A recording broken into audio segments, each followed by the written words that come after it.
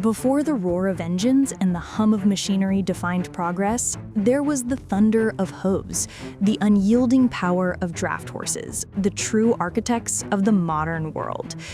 These gentle giants, with muscles like forged steel and hearts as steadfast as the earth they tilled, pulled humanity from agrarian roots into the age of industry. They plowed the fields that fed nations, hauled the timber that built cities, and carried the burdens of war and peace alike. Our story forges its beginnings in the mists of medieval Europe, where the draft horse's lineage was tempered in the fires of war and necessity. Long before they became the iron horses of industry, their ancestors were the destriers, massive chargers bred for knights in armor during the Middle Ages. By the 12th century, Flemish and Norman horses, stout and powerful, carried crusaders across continents.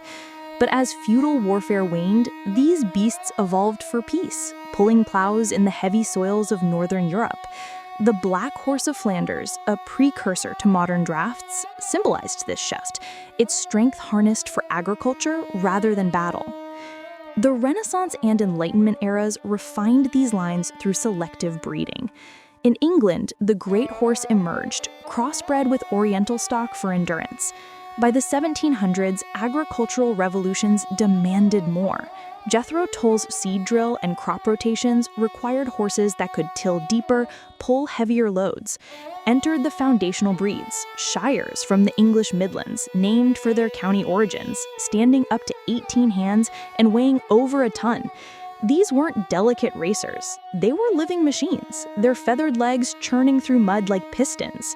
Historical records from the 18th century show farmers prizing them for pulling 4-horse teams on turnpike roads, laying the groundwork for industrial transport. But it was the cross-Atlantic journey that amplified their impact. European drafts arrived in the New World with colonists. Dutch settlers brought Belgians to New York in the 1600s, while French Percherons landed in Canada. In America, they mingled with local stock, adapting to vast prairies and harsh winters. By the 1800s, draft horses were indispensable to manifest destiny, pulling Conestoga wagons westward, their sweat forging the trails that became railroads. Now, let's meet the titans themselves, the iconic breeds that shouldered the world's weight. First, the Shire. Originating in 16th century England, bred from Flemish stock for pulling ale carts in London docks.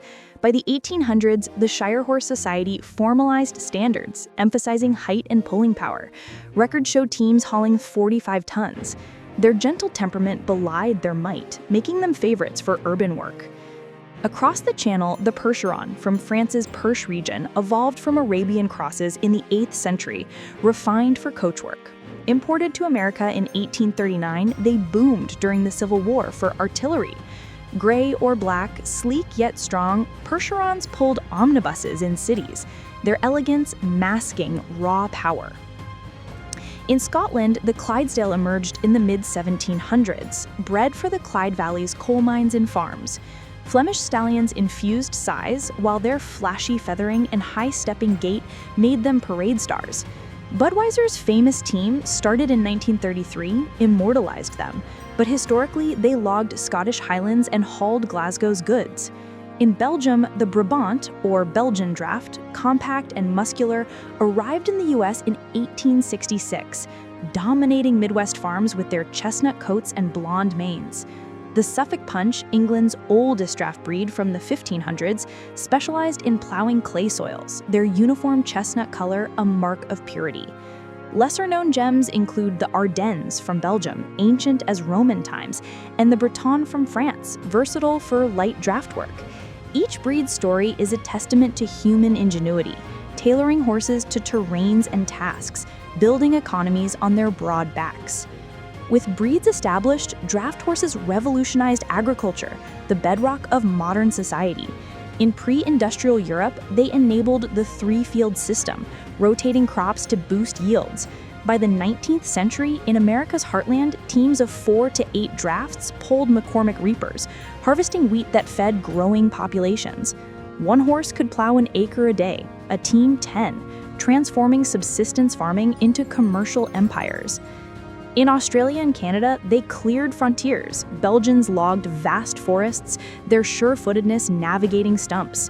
Anecdotes abound, like the 1893 World's Fair, where drafts demonstrated pulling contests, showcasing breeds' prowess. But it wasn't glamour. Harsh winters and long days tested bonds between farmer and horse, with care like shoeing and feeding oats sustained them.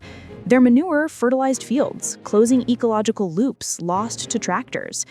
Globally, drafts powered rice paddies in Asia via imports and vineyards in France, their versatility key to food security that underpinned urbanization.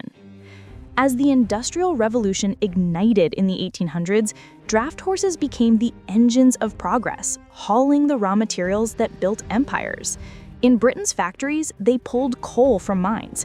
Pit ponies were smaller, but surface drafts moved wagons to canals. The Iron Horse moniker for trains ironically highlighted their predecessors' role in laying tracks. Teams dragged rails across terrains, enabling transcontinental lines like America's in 1869. In cities, they were ubiquitous. Percherons drew fire engines in New York, racing to blazes. Clydesdales delivered beer in St. Louis. Logging in the Pacific Northwest saw big hitch teams of 20 horses skidding massive redwoods. Mining in Pennsylvania relied on them for ore carts, while construction of landmarks like the Eiffel Tower in 1889 used drafts for material transport. Their peak came around 1920, with over 27 million in the US alone, powering 90% of transport. But pollution from manure, New York produced 2.5 million pounds daily, spurred calls for cleaner alternatives. Even in warfare, drafts were indispensable, bridging ancient chargers to modern logistics. In the Napoleonic Wars, they pulled artillery across Europe, but World War I marked their tragic zenith. Over 8 million horses served, with 1 million British drafts alone hauling guns through mud at the Somme. Percherons and Belgians endured gas attacks and shells, their loyalty immortalized in Warhorse. World War II saw fewer, as tanks rose, but in Eastern Front blizzards, German armies relied on 625,000 horses. Post-war, they aided reconstruction, pulling rubble in bombed cities. The 20th century brought eclipse. Henry Ford's Model T in 1908 and tractors like the Fordson signaled decline. By 1950, U.S. draft numbers plummeted to under 1 million. Farms mechanized, cities motorized. Breeds teetered on extinction, but enthusiasts like the Amish preserved them for traditional farming. Resurgence came in the 1970s. Environmental movements favored sustainable practices, with drafts in organic farms reducing soil compaction. Shows like the Calgary Stampede and pulling competitions revived interest. Today, draft horses embody heritage. Therapy programs, parades, eco-logging, their genetics influence sport horses, while conservation ensures survival. From Brooklyn Supreme, the heaviest at 3,200 pounds, to living legends, they remind us of a world built on living power. We've traced the mighty path of draft horses, the iron hearts that forged modernity. And if you liked this video, you will also like how horses won battles before machines existed. Thanks for watching. See you in the next video.